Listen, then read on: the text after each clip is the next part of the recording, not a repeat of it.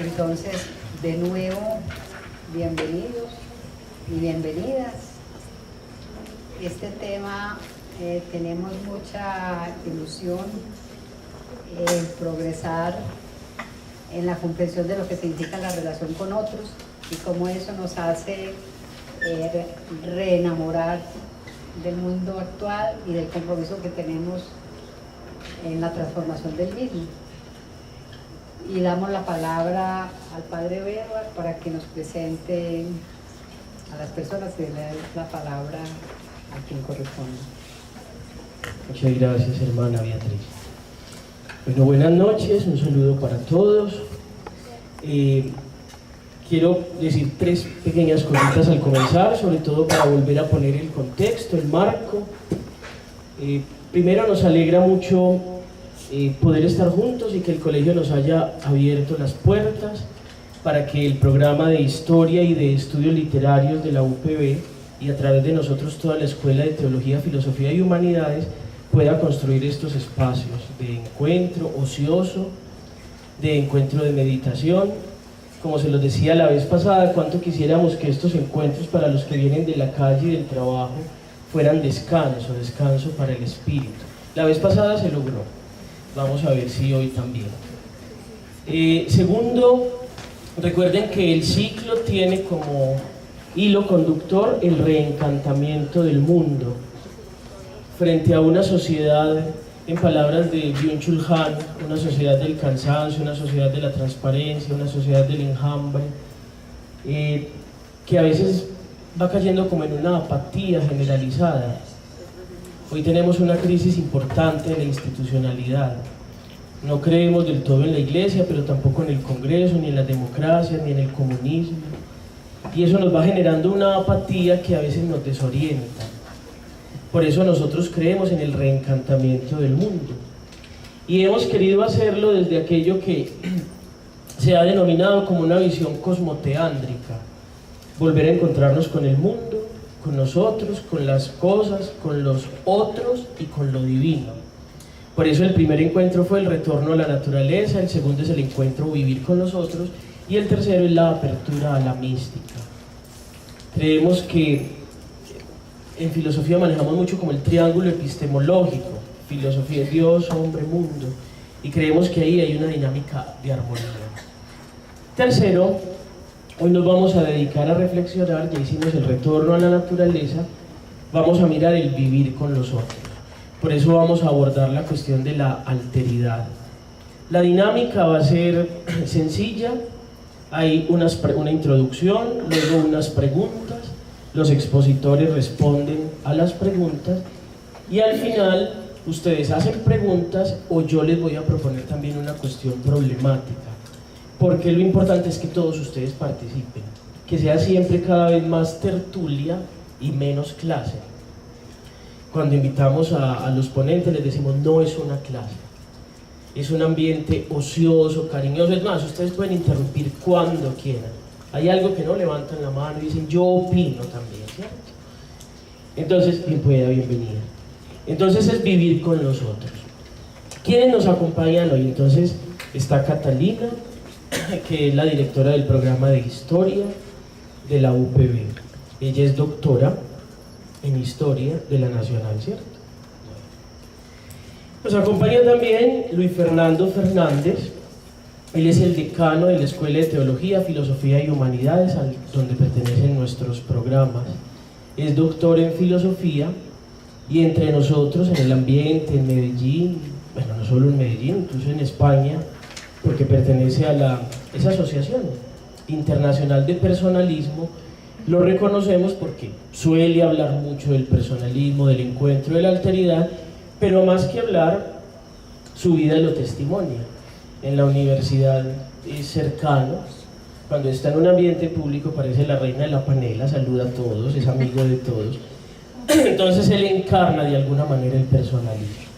Y nos acompaña Juan Esteban, que es profesor de estudios literarios, el programa que yo dirijo también.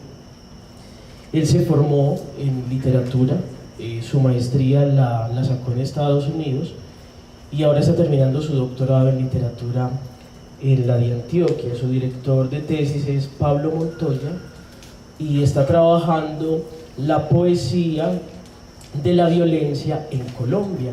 Y el ejercicio que hoy nos trae es justamente cómo rescatar el tú en la poesía de la violencia en Colombia.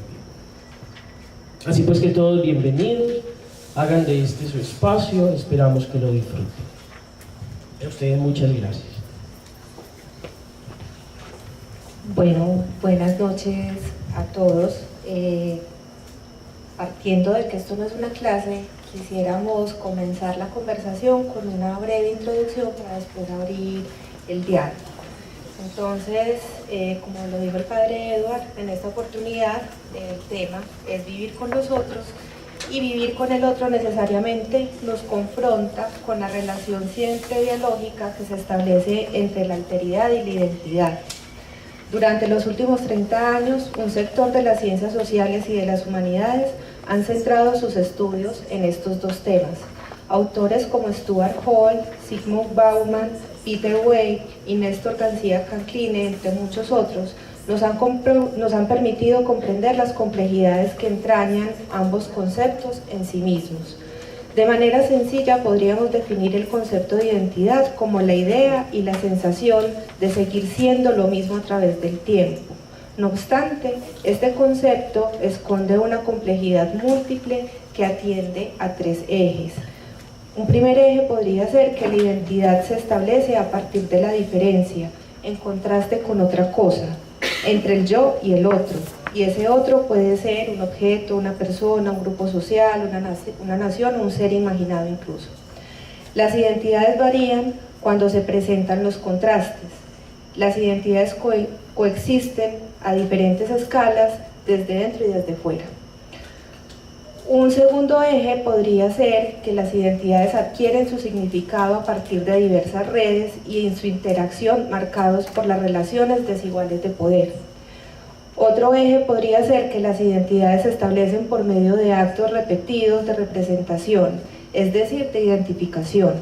Las diferencias que construyen las identidades tienen que ser marcadas, observadas o indicadas en el día a día.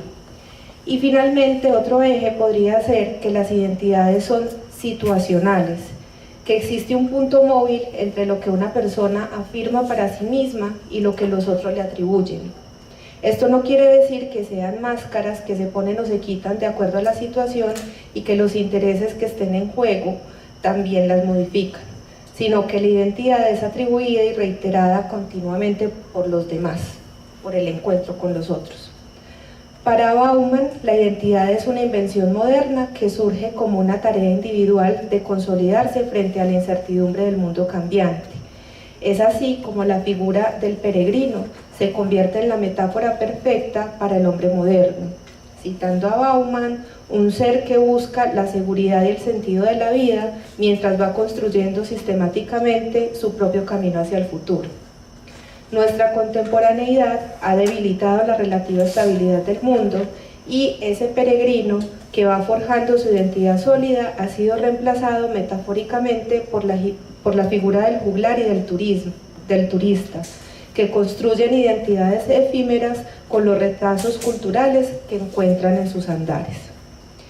Para dialogar sobre las identidades, las alteridades, que hacen posible el encuentro con los otros y con el otro, y estamos pues con el doctor Luis Fernando y con Juan Esteban, casi doctor,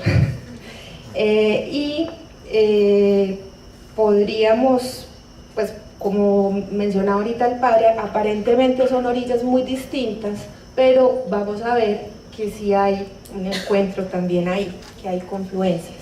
Entonces podríamos abrir la conversación con Luis Fernando preguntándole precisamente por el personalismo, que es un movimiento filosófico un poco original, un poco no, realmente original, un movimiento filosófico del siglo XX que surge en un momento muy interesante en términos históricos, porque es un poco en el contexto entre guerras, pero como el corpus fuerte surge precisamente en la guerra, en la Segunda Guerra Mundial, como podríamos hacer una definición de lo que es el personalismo. En primer lugar, muy buenas tardes a todos, gracias por la invitación, por la asistencia. Ya que me presentaron como reina de la panela, pues entonces vamos a tratar de endulzar la tarde. Eduardo dijo eso y se perdió, ya no sé qué se hizo. Bueno, huyó. Bueno, miren, entonces, ¿qué es el personalismo? Yo quisiera partir de una frase que siempre me ha impresionado mucho, de un filósofo alemán de fines del siglo XIX, de apellido Fichte. Él dice que la filosofía que un hombre cultiva depende del hombre que es. Y eso lo quiero explicar acudiendo a otro filósofo español contemporáneo llamado José Luis Aranguren. Él nos dice lo siguiente: cuando yo me relaciono con otra persona, cuando yo hablo con una persona, o cuando yo escribo, de ordinario, yo como que vuelco o en el texto, en el papel o en el otro, o el colorido de mi alma, mi luminosidad y mi belleza, o mi estrago interior. Fíjense que hay veces uno habla con una persona positiva, sencilla, alegre, y como que le contagia a uno esa alegría, esa tranquilidad, esa paz, esa esperanza, ¿cierto? En cambio hay gente quejumbrosa, gente pesimista, gente que todo lo ve gris o negro, y como que uno se cansa rapidito. Pues eso pasa con la filosofía. Hoy en día no podemos hablar de filosofía en singular, sino más bien de filosofías.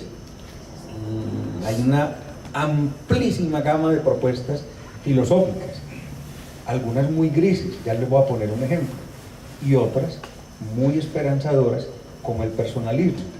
Comencemos por unas que no son muy esperanzadoras. Émile Cioran, un filósofo francés contemporáneo, él escribió aforismos. Aforismos son frases muy cortas, sentencias, y él tenía una visión de la vida muy dura. Les voy a poner algunos ejemplos de aforismos. ¿Qué es lo peor que le puede suceder a un hombre? Haber nacido. Y por allá en otro libro hay otro aforismo que como que empata con este. ¿Qué es lo mejor que le puede suceder a un hombre? ¿Qué será? Morir, obviamente. Y hay un tercer aforismo que viene como a encajar con estos otros dos. ¿Cuál es el peor crimen que puede cometer un ser humano? ¿Ustedes qué dirán? Ser padre, claro, traer otra persona al mundo, porque es obligar a existir a alguien que no lo estaba pidiendo. Y hay un cuarto aforismo. A ver, ¿cuál? Que es que el hombre verdaderamente libre es el que se suicida. Desde luego. Y incluso dice por allá, yo no podría vivir sin la idea de suicidio. Curiosamente fue un hombre que vivió 93 años. Y entonces alguna vez un periodista, entre paréntesis, le dijo, profesor, pero entonces usted que ha hablado tanto del suicidio y que tiene esa visión de la vida como tan pesimista, ¿por qué no se ha suicidado? Contestó de una manera muy irónica, yo todavía no lo he logrado como entender del todo, y dijo, mientras haya bicicletas para salir a dar un paseo en el verano, valdrá la pena vivir, ¿cierto? Pero en todo caso, la visión que él tiene del otro, de sí mismo, de la vida, es una visión bastante triste. Por ejemplo, hay otro aforismo en el que dice, ¿a qué se deben los ascos que solemos sentir ante el otro? Imagínense, sentir asco ante el otro. El asco que sentimos ante la vida, el asco que podemos sentir ante el paisaje. Y dice, no son sino diversas variaciones del asco que sentimos ante la propia existencia. Entonces, fíjense, esa es una manera de hacer filosofía. Pero hay otras maneras de hacer filosofía. ¿Cómo se llama ese? Émile Cioran, con C. Emilio Cioran. ¿Qué es el personalismo? Miren, resulta que cuando estalla la Segunda Guerra Mundial, a todos los hombres que estuvieran en edad de ir al ejército, los enrolaron. Entonces había un profesor de la Universidad de París que se llamaba, se me olvidó. Bueno, un profesor, enseguida enseguida vendrá el nombre a mi mente. Bueno, y entonces, este hombre tenía una salud muy endeble y sobre todo era muy corto de vista. Entonces, para disparar pues no servía. Pero entonces, como era un intelectual, le asignaron tareas de oficina y le tocó recibir a los heridos de guerra, y eso lo marcó a él profundamente. Acuérdense ustedes que los militares tienen una cadenita de la que cuelga una plaquita con un número, y entonces si a ellos los capturan en guerra, ellos no deben dar su nombre, sino simplemente su número, su código y su rango, punto. Y están entrenados para que, por más que los torturen, no revelan más que el rango y el número. Entonces, cuando él recibía a los heridos de guerra, él tenía que ir llenando unas planillas en las que decía: recibí al 084-22-47 en tal situación. Pero entonces no estaba recibiendo a Pedro, a Esteban, a Santiago, a Emilio, al que sea, a Felipe, sino recibiendo un número. Y si esas personas morían, o si lo que llegaba era un cadáver, entonces él simplemente tenía que tramitar una planilla en la que consignaba que el número tal había llegado muerto, o que tal paciente, el número tal, había fallecido. Entonces simplemente decía: número tal falleció por tal causa, y eso lo mandaba a París. Y en París entonces hacían ya como la traducción para informarle a la familia. A él eso lo marcó profundamente, porque es que los heridos llegaban a un hospital de guerra, y el que llegaba parecía que fuera una cifra, y los trataban como cifras, y nadie los acompañaba en las noches de dolor, noches de soledad. Y a la familia, cuando morían, nadie le ponía unas palabritas cálidas, de compañía, de consuelo. Era un esquema, esto se fue, un esquema frío, estándar, en donde se informaba simplemente de la muerte de ese militar. Eso a él lo marcó, y cuando termina la guerra y recupera su trabajo, entonces llega a la siguiente conclusión: yo no puedo quedarme tranquilo como profesor de la Universidad de París y dedicarme a pulir ideas, abstracciones, de espaldas a la realidad. El mundo va por un lado y nosotros los académicos seguimos puliendo ideas y enseñando historia de las ideas y pensando cosas de espaldas al desastre que acabamos de sufrir en la Segunda Guerra Mundial. Y aunque la guerra ha terminado, las heridas están abiertas. Entonces yo voy a intentar conseguir unos colegas que piensen y sientan como yo, y quiero formar con ellos un movimiento filosófico, espiritual, que se dedique a la comprensión del misterio de la persona. Es decir, tratemos de entender qué es el ser humano. Y entonces nace el personalismo, que se dedica a buscar qué es eso. Mejor dicho, es una vertiente de la antropología filosófica que intenta comprender quién es el ser humano, para que se respete su dignidad, para que se respete la libertad, para que se potencie la identidad, y sobre todo, eso se logra a través del encuentro con el otro. Por lo tanto, es una filosofía del diálogo interpersonal. Pero no es solo una corriente filosófica, es también una corriente espiritual. Es, sobre todo, un modo de vida. Entonces encuentra a otros que piensan como él. Eran todos católicos, estaban todos golpeados por lo que había pasado en la guerra, todos eran filósofos, y consiguen una granja y se van a vivir juntos. cultivar la tierra, a vivir del trabajo de sus manos, a hacer filosofía. Fundan una revista llamada Espíritu y se dedican a difundir estos temas de filosofía personalista, de antropología filosófica, pero también a vivir su fe católica en común. Pero entonces es un movimiento solo para católicos. No. Estoy diciendo que los primeros fueron católicos. Pero si una persona que no creyera en nada se interesaba en el movimiento, era bienvenido. Y si un judío se interesaba en el movimiento, y no fueron pocos los que se interesaron, eran bienvenidos. Y entonces el movimiento fue creciendo.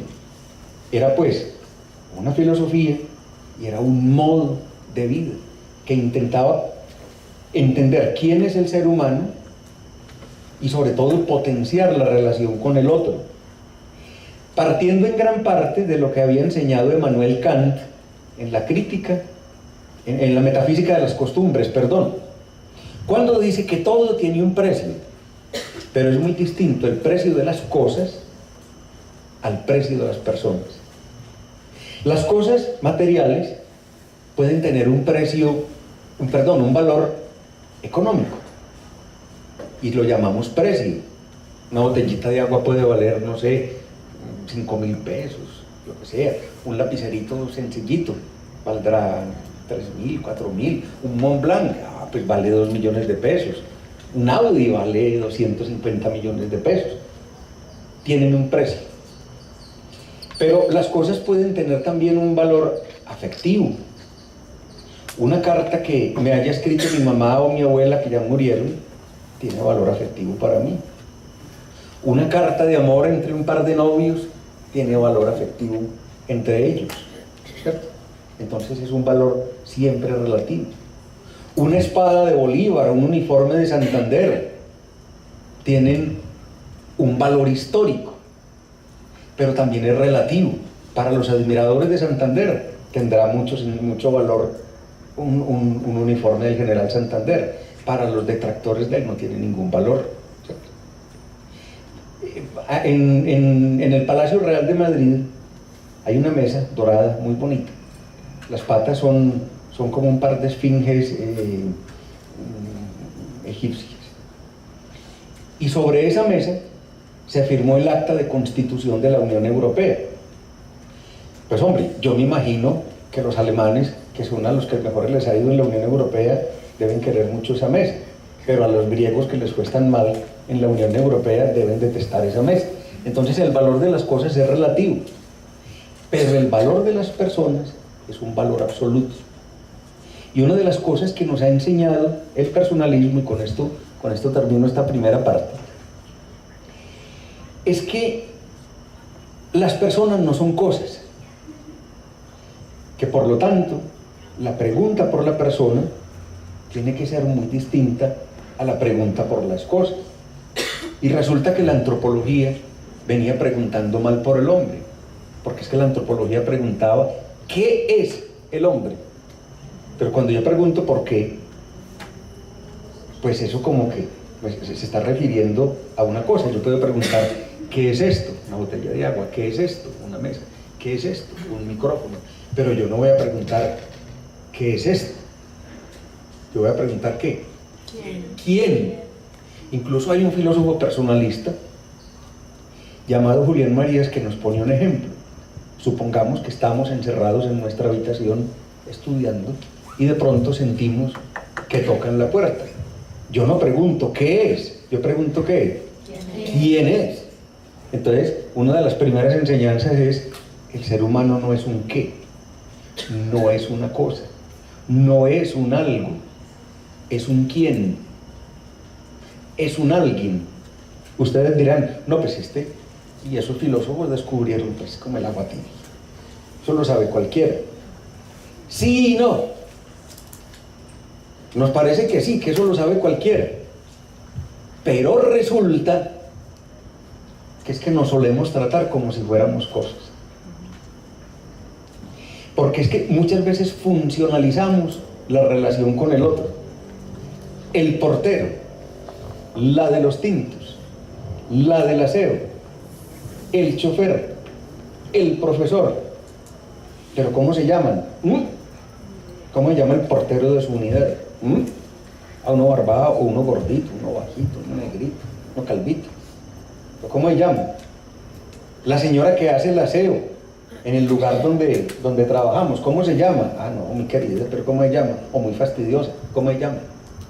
Miren, les cuento un chisme. Alguna vez fue un estudiante a mi oficina muy bravo con un profesor, porque lo había tratado mal.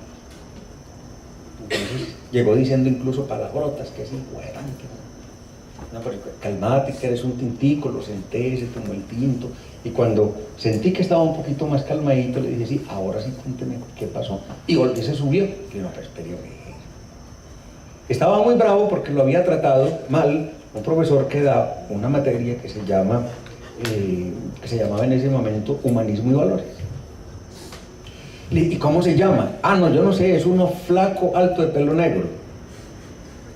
Y ya estaba terminando el semestre y no sabía cómo se llamaba ese profesor. Ni siquiera, porque estaba peleando con él, sabía cómo se llamaba el profesor.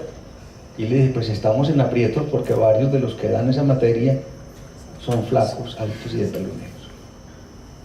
Entonces, incluso otro chisme. Alguna vez una vecina de mi edificio fue y me dijo, ay, es que a la niña le pusieron una tarea en el colegio, tiene que decir cómo se llama el párrafo. Y entonces, como usted va a misa, dice, pues yo también las veo a ustedes en misa. Entonces, ¿yo para qué tengo que saber? Y ustedes no sabemos cómo se llama la gente. Entonces, miren, cosificamos a la gente. Y entonces, eso de cosificar a la gente quiere decir que como que le estamos trasladando a las personas el uso que hacemos de las cosas. Fíjense que cada vez más consumimos en desechables, platos desechables, cubiertos desechables, servilletas desechables, pitillos desechables, todo es desechable, ¿cierto? Y entonces con la gente hacemos lo mismo, lo usamos mientras me sirve y después lo desechamos. Pero usted no me interesa como persona. Yo le preguntaría a los profesores, ¿usted sabe cómo se llaman sus alumnos? O a los alumnos. El caso que les puse ahora, ustedes saben cómo se llaman sus profesores, cómo se llaman sus vecinos.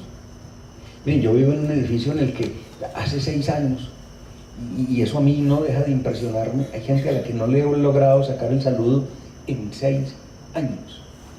En 6 años. Hay sobre todo un señor que no solo no saluda, no responde, sino que se queda mirando. Y ese viaje en el ascensor se hace... Yo vivo en el 8, él se baja en el 5, pero esos 5 pisos son eternos. Y le cuesta. Yo alguna vez pregunté si ese señor era sordo. No, el señor no es sordo, es maleducado. Entonces fíjense, es que como que no logramos encontrar el valor del otro. Sentir que el otro es alguien como yo. Y el Evangelio en ese sentido es muy claro. Uno tiene que tratar al otro como quisiera que lo trataran a uno, no como una cosa desechable. Entonces la hermana Beatriz al principio dijo que con estos encuentros se quiere ir como progresando en el descubrimiento, en la relación, en la valoración del otro. Eso es el personalismo. Es una filosofía que nació en un contexto muy duro y entonces dijo, hombre, no, es que no podemos vivir de espaldas a la realidad, por interesantes que sean las ideas que nos hemos venido planteando. La filosofía tiene que servir para algo, tiene que contribuir a la transformación del mundo, pero más que del mundo, a la transformación de las personas. ¿Y eso qué quiere decir? A la humanización de las personas, a que yo mismo me valore. Ese es el primer paso, que yo me valore como persona. Y el segundo paso, a que yo descubra que el otro es alguien semejante a mí, que tiene temores como los tengo yo. Miren, hay una frase de un filósofo que también se considera, filósofo y literato, que también se considera personalista, Miguel de Unamuno. ¿Cómo no iba a hablar de él? Hombre, no te vuelvo a traer. Entonces, en uno de sus libros dice lo siguiente. Él dice que la humanidad no existe.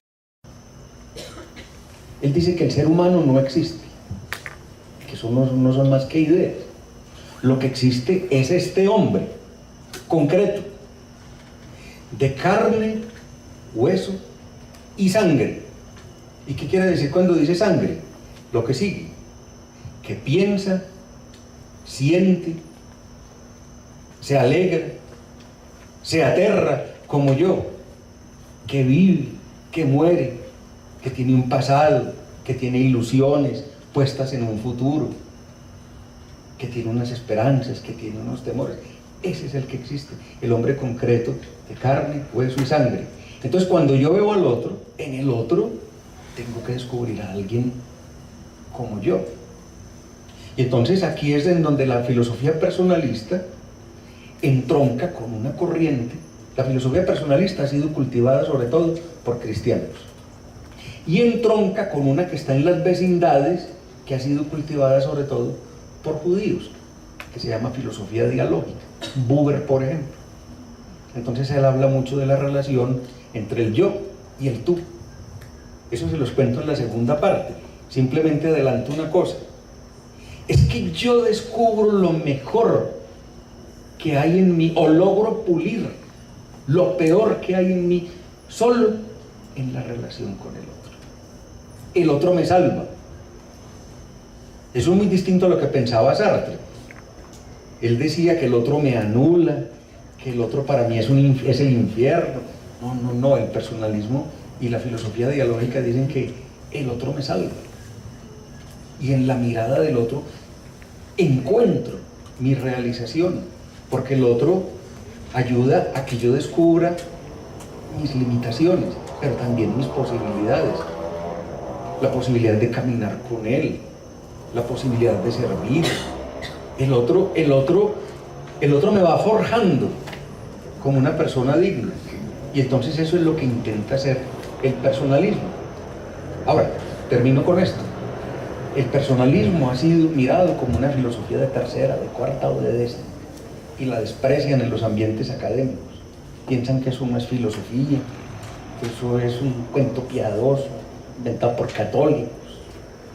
Si eso hubiera nacido en la Alemania protestante, tal vez lo valorarían. Pero como nace en un contexto católico, francés, español, italiano, entonces piensan que eso es una cosita, pues, o que eso es teología encubierta, o que eso es una bobada, o que eso no tiene pues como agarre, enjundia intelectual, que a eso le falta fundamentación, y entonces se dedican a construir otro tipo de cosas. Pero esta gente con toda humildad y con toda esperanza sigue cultivando eso. Y sigue siendo lo que al principio quiso ser, no solo una filosofía, sino un modo de vida. Miren, yo pertenecía a la Sociedad Colombiana de Filosofía, hasta que un día decidí no volver. No aguanté ese ambiente. Es un festival de egos, la cosa más brava del mundo. Y se tratan mal, y se desprecian. Eso es terrible. Me pareció el ambiente más sórdido en el que yo me haya movido en toda la vida. En cambio, cuando hay encuentros de personalistas, incluso de grandes figuras del mundo, es un encuentro fraterno, un encuentro alegre, porque es que sigue siendo lo mismo. Y entonces esas grandes figuras están en función de ayudarles a los que apenas van surgiendo en el mundo académico. Ya esos tienen nombre, ya son reconocidos y le dicen al otro, yo le ayudo a publicar, porque quieren que el movimiento vaya surgiendo. Y ese movimiento que surge en Francia y que pasa a España y todo eso, hoy en día los desarrollos más importantes se están dando fuera del cristianismo. ¿Saben dónde? En Tailandia y en Japón. Porque claro, como esos países se occidentalizaron, llegaron al hastío, al sinsentido. A mí me parece asombroso que un país que durante milenios ha cultivado el budismo zen, como Japón, sea en este momento el país con la más alta tasa de suicidios en el mundo. Entonces allá han concluido que el personalismo tiene mucho que decirle a esos hombres que lo tienen todo materialmente, que están saturados de tecnología, pero que viven solos, aburridos, hastiados, que viven muy maluco.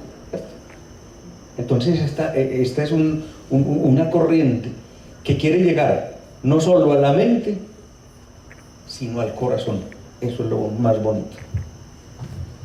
Bueno, y siguiendo con el corazón, tal vez la poesía, si suene un poco clichésudo, es como una de las expresiones que permite eso, expresar sentimientos, expresar emociones, y creo que no soy la única que le da curiosidad escuchar de Juan Esteban cuál es esa relación que él establece entre la poesía y la violencia en un contexto como el nuestro, que todos conocemos, con unos procesos históricos tan marcados por diferentes tipos de violencias.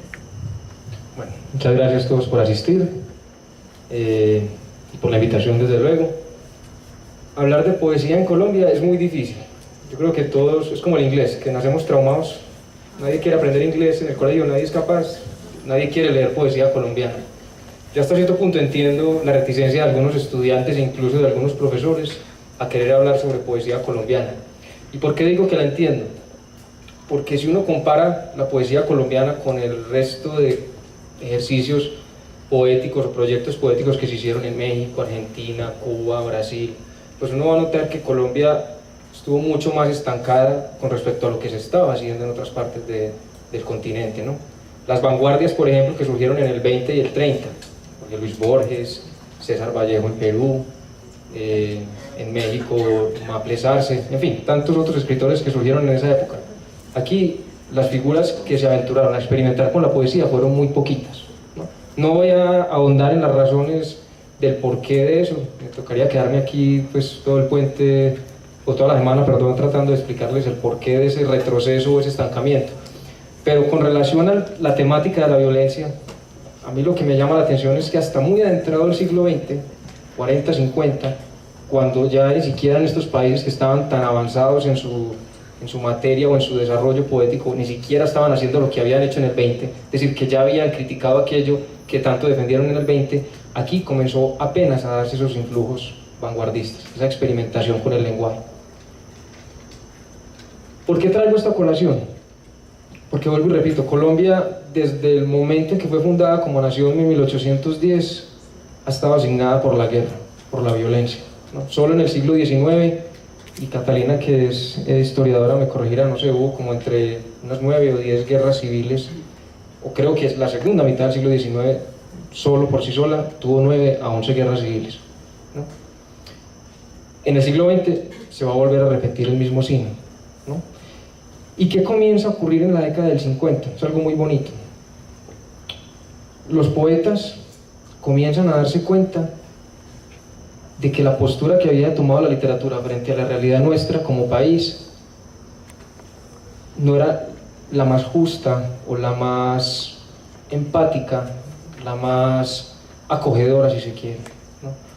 El mismo García Márquez en 1962 le criticó mucho a los escritores: es que ustedes que escriben sobre la violencia lo único que hacen es mostrar cuerpos desmembrados, niñas violadas, es decir, una visión como muy blanco y negro, muy maniquea, muy dual de lo que estaba ocurriendo en Colombia, como si pudiéramos dividir al momento de una guerra el que es bueno y el que es malo. Muchas veces el que es malo es porque en algún momento fue víctima de otro malo, ¿no? En fin. Y yo creo que esa crítica que le hizo García Márquez a los poetas resonó en ellos inmediatamente.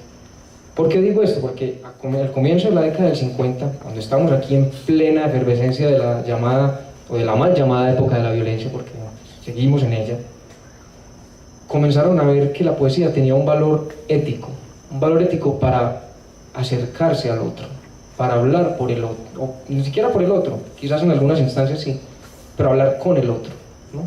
Un otro que no necesariamente tiene que ser bueno o malo, simplemente un otro que siempre he sabido que está al lado mío, pero que por X o Y razón he pretendido ignorar o he querido ignorar, ¿no? Ahorita haremos un ejercicio, pero lo que quiero ir con esto es que en un momento de gran rigidez política, social, cultural, como lo fue la época de la violencia en Colombia, los poetas comenzaron a tomar conciencia de lo que estaba pasando en el país y se dieron cuenta del valor reparativo de la palabra para poder hablar sobre el otro, pero también sobre nosotros mismos, ¿no? Hay una poeta que me gusta leer mucho, Matilde Espinosa de Pérez, nació en Cauca. Tiene un libro muy bonito que se llama Los ríos han crecido. Lo publicó en 1958. Hay un verso que siempre me ha llamado mucho la atención y que, haciendo mi tesis doctoral, pues logré como cotejar o llegar a una posible interpretación de qué era lo que ella quería decir. Y hermosas camándulas flotaban por el Magdalena. Y dije, bueno, una imagen religiosa muy fuerte. Pero si uno se pone a indagar acerca de ese barbarismo, ese sadismo al que llegó la violencia en Colombia, uno se da cuenta de que una de las técnicas para matar gente era atravesar a los campesinos por el pecho con una cadena y colocar 6 o 7 campesinos alrededor y tirarlos al río como si fueran una camándula, ¿no? Matilde Espinosa habla sobre hermosas camándulas flotando por el Magdalena. Y yo me pregunto, ¿hasta qué punto un verso de esos no debería tocarnos a nosotros y hacernos sentir, quizás no responsables, porque tampoco se trata de autoincriminarnos, ni mucho menos, pero sí de sentirnos quizás moralmente responsables por lo que nos está pasando en el país, ¿no? La poesía permite ese acercamiento, permite ver que en el barrio enseguida, que a 10 minutos en bus o en carro, ocurren cosas que no se registran en los medios, ocurren cosas que yo mismo con mis ojos, por mi renuencia a querer ver el mundo muchas veces como es, me niego a ver, ¿no? La poesía en Colombia nos ha permitido eso, entre muchos otros discursos, ¿no? A llenar lagunas. No pretende hablar de verdades, no pretende vender verdades, simplemente quiere ofrecer otro relato sobre lo que ha ocurrido en el país, dar otra versión de los hechos que no necesariamente tiene que ser aceptada por lo que los medios nos cuentan, pero sí como para complementarla, para ayudarnos a expandir un poquito más ese horizonte que tenemos como nación, como hermanos, como personas que pertenecemos a un mismo país, pero que muchas veces rechazamos, precisamente por ser del mismo país. No quisiera ahondarme mucho porque quiero dejar un poco de tiempo para explayarme en el ejercicio que quiero hacer con ustedes con este poema. Sí, padre. Que ahora que tú te detienes, no sé si 2 minuticos alguien quiere intervenir, preguntar a Juan o a Luis Fernando en esa primera parte, o quieren agregar, puede ser que quieran sumar algo. Yo quisiera hacer como una reflexión, no siendo experta en el tema, pero que me viene tocando mucho con el proceso de paz. Y yo creo que ustedes tienen la respuesta en lo que han dicho. Yo no creo en el proceso de paz desde la política. Yo creo que el proceso de paz se tiene que generar en cada uno de nosotros, en la inclusión y en la aceptación del guerrillero, en la inclusión del paramilitar, en la inclusión del uribismo, porque cuando yo comienzo a hacer una aceptación de un exguerrillero que ya entra en un proceso para vincularse en esta sociedad que es fría y cruda, empiezo también a convertirme en un, no sé si la palabra es correcta, despotricante del otro partido, de un derechismo o de un liberalismo. Entonces, creo que el elemento esencial es el que están planteando ustedes. Si yo como ser humano y partícipe de este proceso, desde mi individualidad, no tengo esa claridad de la inclusión, y la inclusión no es solamente entender a ese exguerrillero que se va a reinsertar en una sociedad, sino a no castigar la opinión y la posición del otro, que para mí puede ser violenta por un derechismo exacerbado. Entonces estoy cometiendo el mismo proceso de violencia que nos va a seguir encadenando en nuestra sociedad.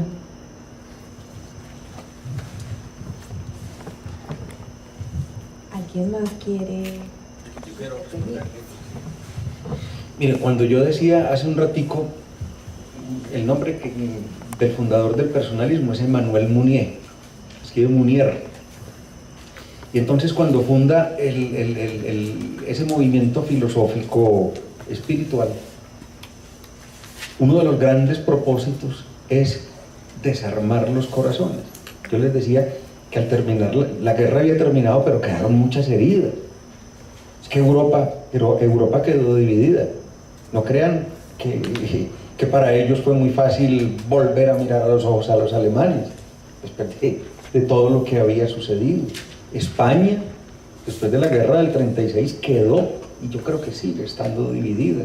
Cataluña es prueba de eso, lo que está pasando en Cataluña. Francia quedó dividida en bandos irreconciliables, unos de ultraderecha y otros que se situaban en la orilla contraria.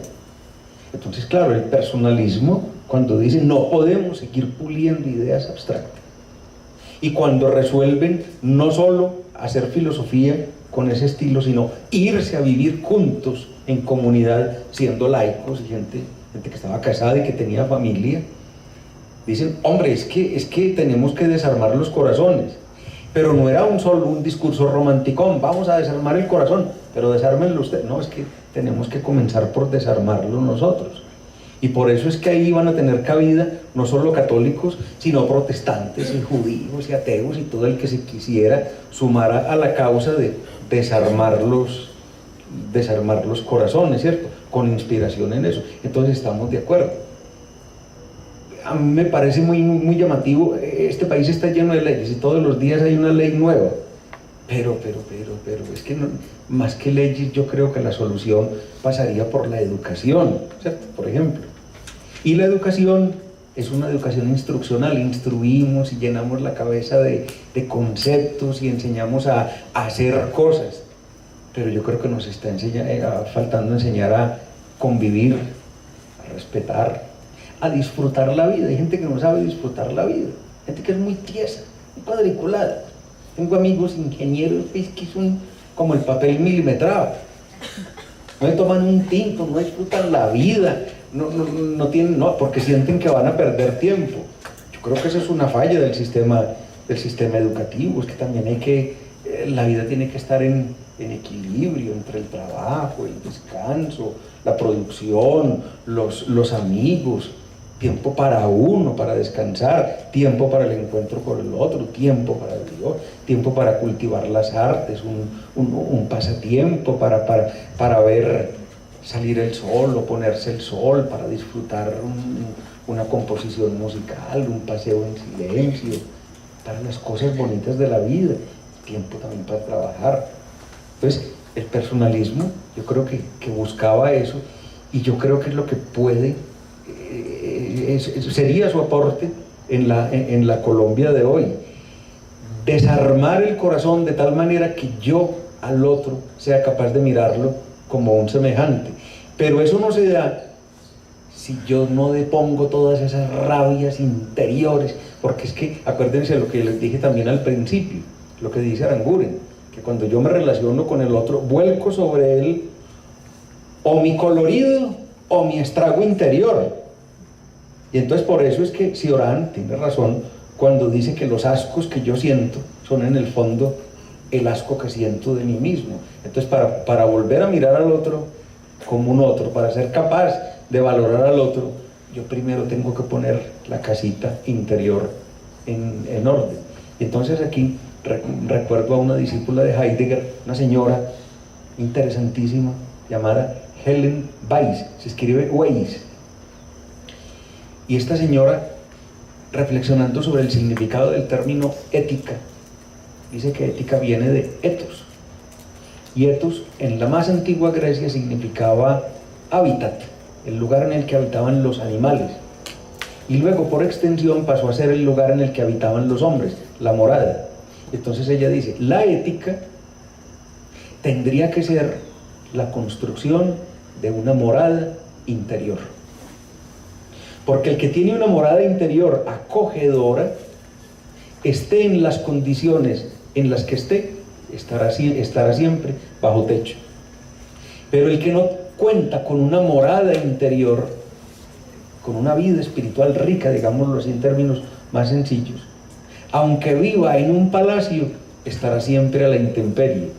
Entonces uno tiene que comenzar por poner la casita interior en orden para poder mirar al otro y reconocer en el otro a un semejante. Entonces estamos completamente de acuerdo. A mí me gustaría, vamos a hacer un ejercicio, y no quiero que esto adopte una faceta escuelera ni mucho menos, pero quiero que lo hagamos juntos para que ustedes vean una invitación que les traje para que leamos un poema. Déjenme yo creo que ya está abierto.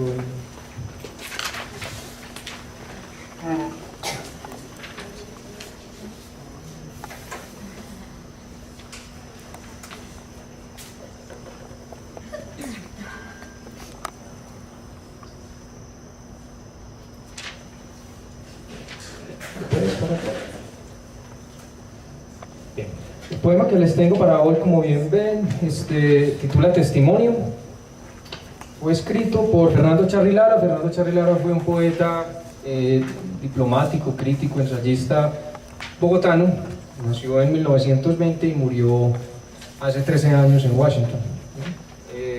En 1963 escribió un libro muy hermoso, se llama Los Adioses, ¿no? Este libro en gran medida es una reflexión en torno a todo aquello que ocurrió en el país entre 1948 con el asesinato de Gaitán y 1958, para algunos 1966, con el fin de la llamada época de la violencia, ¿no? Un periodo histórico que, como todos sabemos, nos dejó entre 250 y 300.000 personas asesinadas, ¿no? Y 2 millones de desplazados, lo cual es mucho, porque en ese entonces Colombia tenía 11 millones de habitantes, es decir, una quinta parte de la población del país estaba completamente, fue brutalmente extirpada del territorio en el cual vivía, ¿no? Este libro, Los Adioses, reflexiona en torno a esta época de la violencia.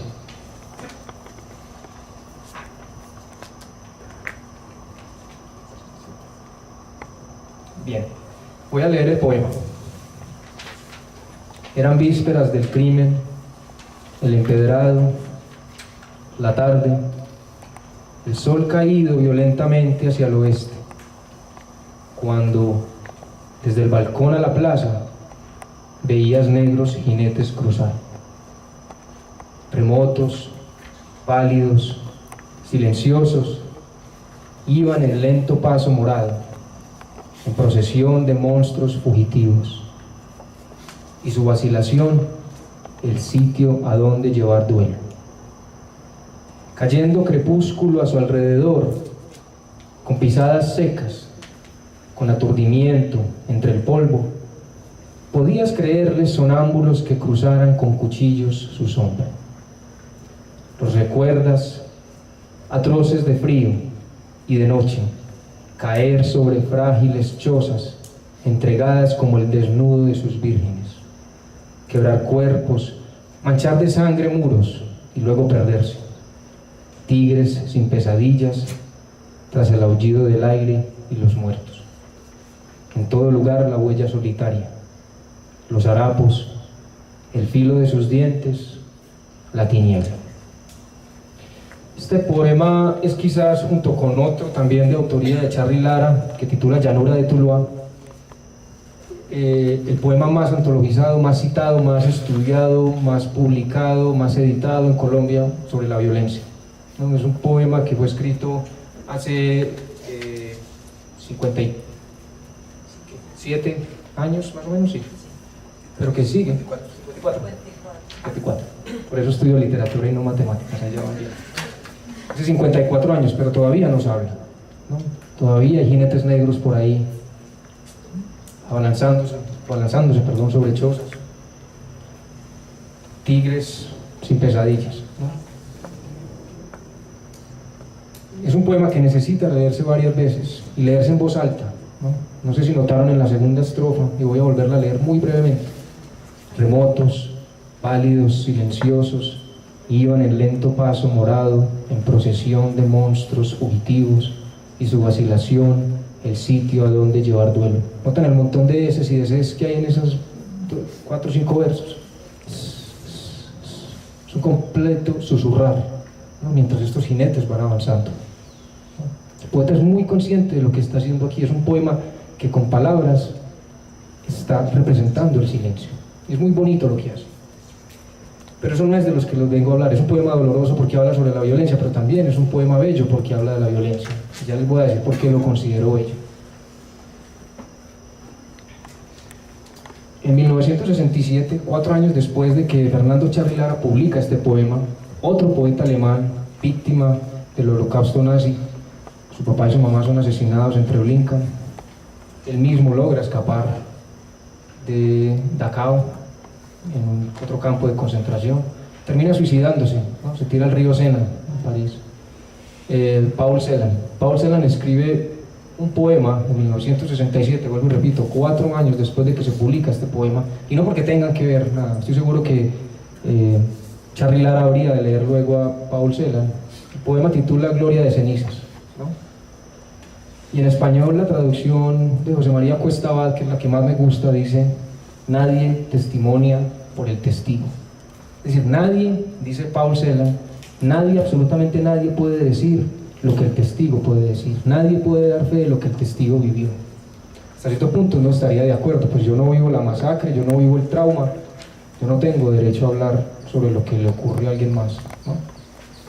Pero el poeta Fernando Charly Lara, con este poema, yo creo que nos está invitando a hacer algo totalmente distinto. ¿Puedes, por favor, avanzar? Yo quiero que se enfoquen en las palabras que subrayé de rojo, porque a primera vista es un rasgo que no se nota. Veías, podías creerles, los recuerdas. ¿A quién se está refiriendo ese yo que habla? Al testigo, a un tú. Emil Benveniste, el lingüista, dice que donde hay un tú hay un yo, porque yo no puedo decirte a ti hola si no existo yo primero. Tú no existes si yo no existo, y viceversa. ¿Qué está haciendo Fernando Charly Lara aquí? Miren que el poema de vez en cuando habla sobre el testigo y le dice: no, es que no es lo que yo veo, es lo que tú veías. Tú podías creerles, tú veías negros jinetes cruzar, tú los recuerdas atroces de frío. Fernando Charly Lara está contradiciendo lo que Paul Celan va a decir 4 años después. Sí es posible testimoniar por el testigo. Sí es posible que nosotros hablemos por aquel que sufre, respetando obviamente los dolores, las particularidades propias, sin el derecho de apropiarnos de su dolor, porque no tenemos derecho, pero sí podemos desarrollar una cierta empatía, sí podemos acercarnos al otro, sí podemos escuchar y hacer poesía que escuche al otro, que le dé cabida a la voz del otro. ¿No? Aquí podemos verlo. Yo había subrayado, dale varias veces. Sí.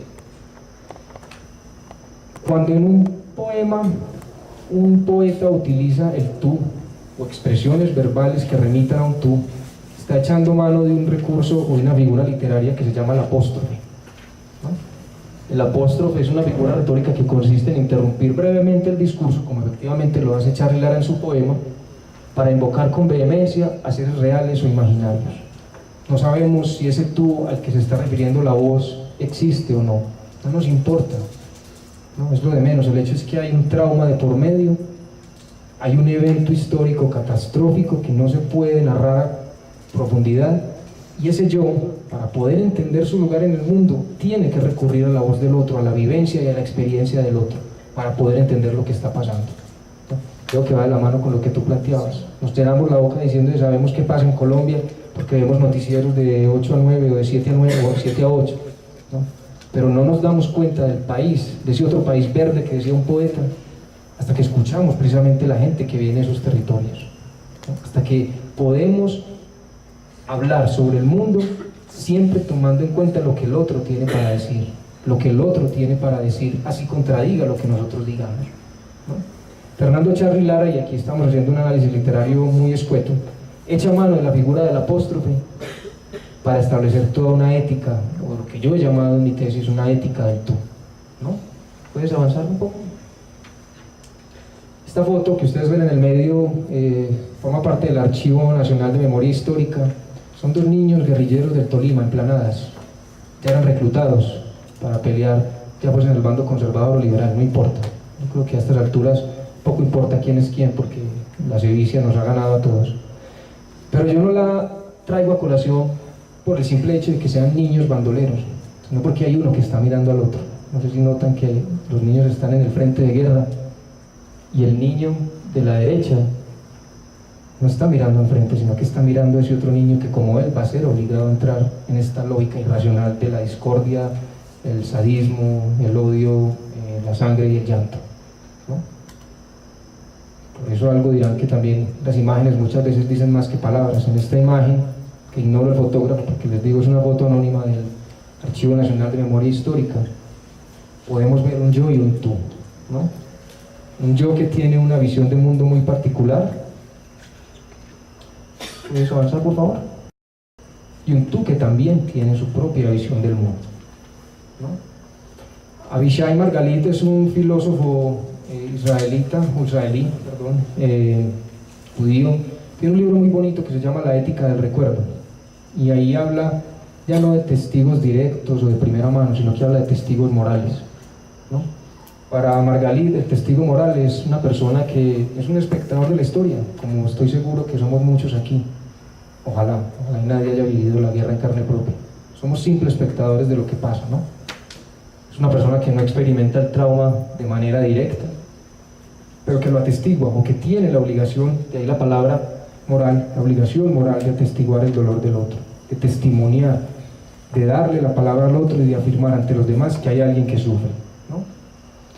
Por el otro lado está el tú, ¿no? En la lógica del poema. Es un tú sobreviviente, o quizás no. Es un protagonista de la historia violenta, sin duda alguna un víctima del trauma, y una persona que está buscando ser escuchado, incluso si calla, ¿no? Por eso hacía yo la alusión en la segunda estrofa del poema a estos fonemas S y C y Z que se repiten constantemente, llenos de sigilos, ¿no? Mientras estos jinetes negros avanzan y entran en la aldea, ¿no?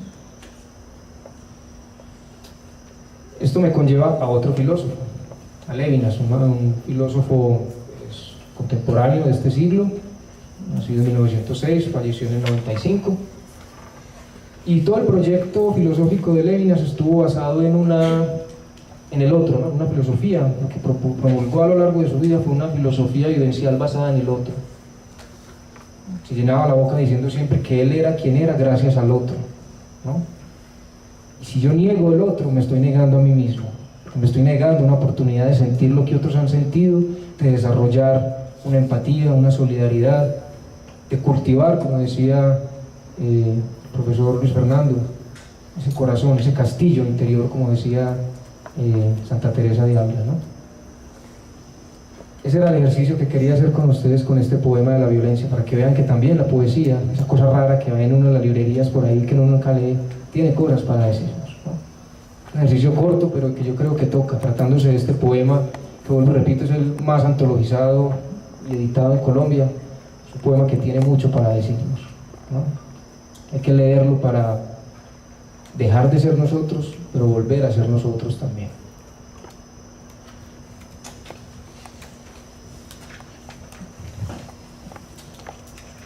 No sé si alguien quiere agregar algo a lo que acaba de compartirnos Juan Esteban. Gracias. Cuando yo pienso en esto del otro y cuando veo cosas por ahí, hay algo que me ha llamado mucho la atención, y es también como una propuesta a la que uno, o por lo menos yo he tratado de dirigirme, y es a tratar de relacionarme con el otro sin apropiar al otro, sin apropiarme del otro, porque cuando me apropio del otro, ya no es otro, ya soy yo. O sea, es como tratar de relacionarme con el otro sin desotrarlo, pues como sin quitarle su otredad, que es como lo que lo hace a él y lo que me hace a mí, al no ser yo él, ¿sí? Es un poco enredado, pero yo creo que me cogieron ahí como más o menos la idea. Entonces, cuando uno empieza a mirar la vida como así, uno ya baja va como bajando como barreras y va bajando como presión hacia querer como que el otro se parezca a mí, como que el otro piense como yo, como que el otro se vista como yo, sea como yo, o sea, y tratar de como buscar esa identidad como abarcadora que fagocita al otro, pues como que fagocita mi entorno y entonces ya todos nos parecemos, entonces, y ya el que no se parece, entonces ya no, pues lo veo mal, o sea, no me gusta, me incomoda, ¿sí? Entonces es como ver al otro en su belleza y en su riqueza por el mero hecho de ser otro y de ser distinto a mí. Ya.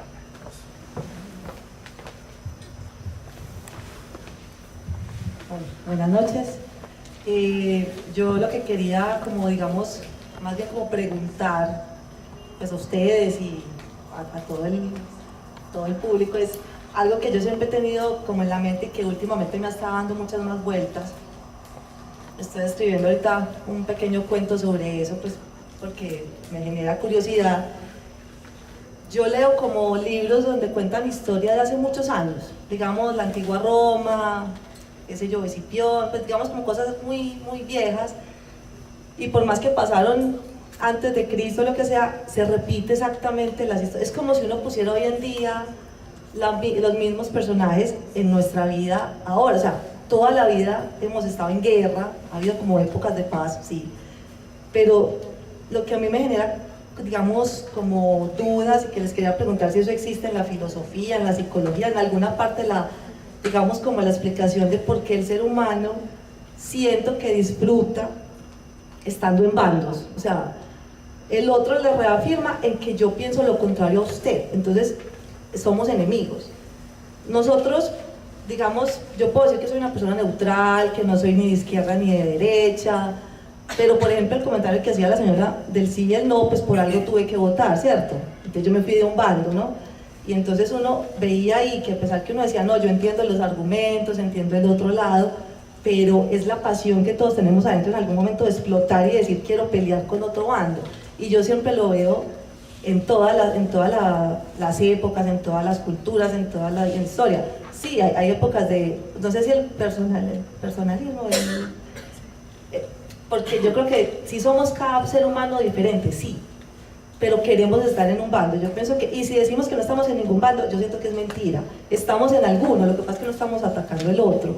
Y yo no sé si eso tiene alguna palabra, explicación, desde esa filosofía, desde esa concepción del ser humano, que desde chiquito lo tenemos. O sea, nos gusta estar de un bando, meternos a un bando y pelear contra otro bando. Yo creo que eso, en el fondo, el ser humano lo disfruta. Por eso muchas veces soy muy negativa en pensar que la guerra se va a acabar algún día en el planeta, ¿cierto? Puede que aquí un tiempo, allí otro, pero nos gusta estar en esos bandos y creo que los medios asusan a que uno se meta a algún bando siempre. Entonces, no sé si eso tiene alguna explicación. Yo no soy ni filósofa, ni psicóloga, yo soy ingeniera, o sea, nada que ver, pero siempre me ha generado esa curiosidad de ¿por qué? ¿Por qué siempre queremos estar en bandos? En algún momento estamos.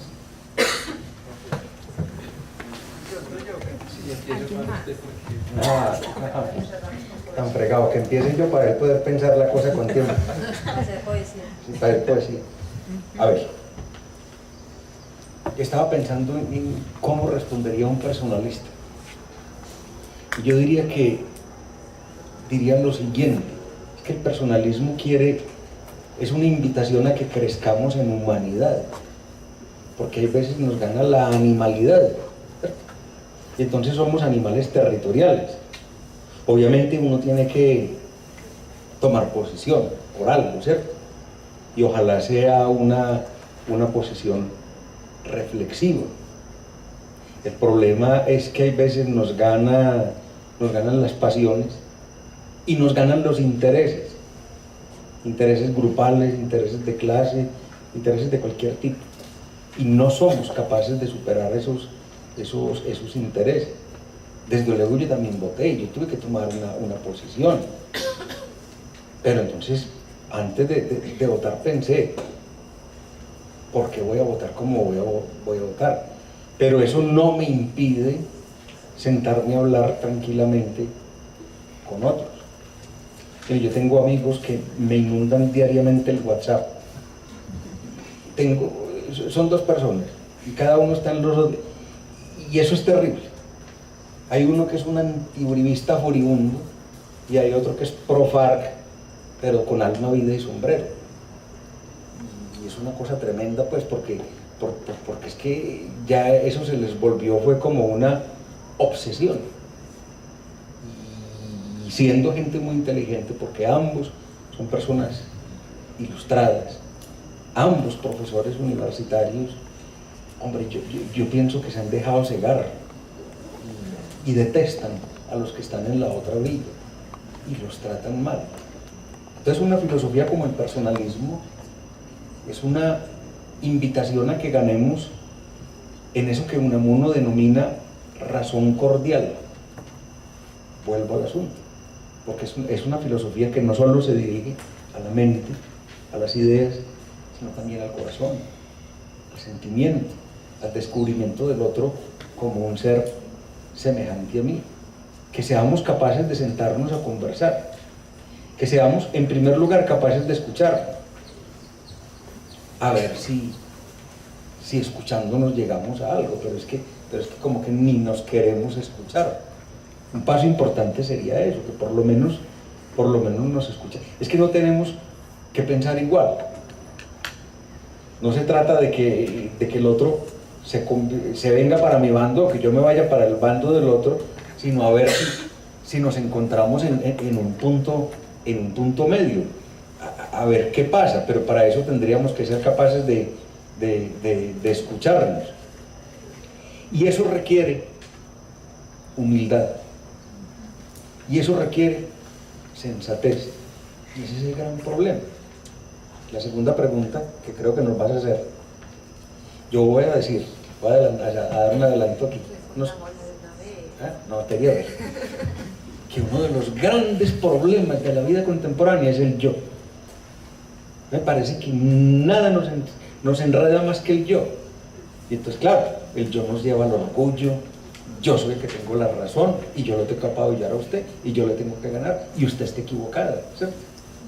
Y el bando mío tiene que ser el bando vencedor. Entonces tendríamos que superar la animalidad y tendríamos que ganar en humanidad, pero para eso se necesita prudencia, sensatez, humildad. ¿Y cómo se llega allá? Educación. Pero una educación en manos de ¿quién? De maestros, hombres y mujeres de bien. No bastan personajitos con títulos.